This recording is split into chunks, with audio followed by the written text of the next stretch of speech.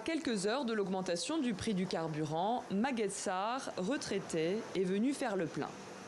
En fin de journée, le prix du litre de gasoil est passé de 655 à 755 francs CFA et le litre d'essence de 890 à 990 francs, soit une hausse de 100 francs par litre. Désormais, Maguette Sarr pense à limiter ses déplacements en voiture.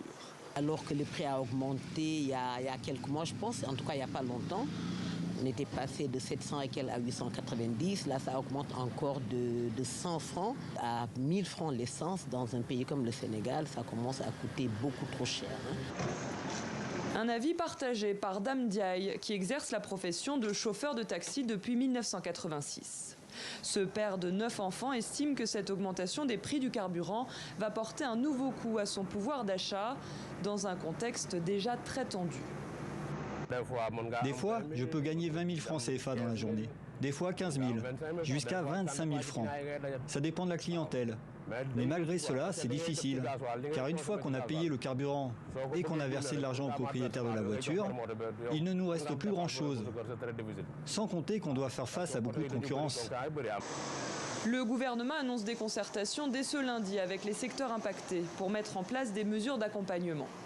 En 2022, la subvention sur les produits pétroliers a coûté plus de 580 milliards de francs CFA à l'État du Sénégal.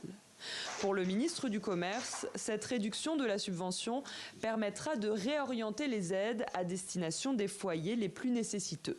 Lorsque vous regardez les statistiques, 52% des véhicules au diesel sont des véhicules de plus de 11 chevaux. Donc ce sont des 4x4, des SUV.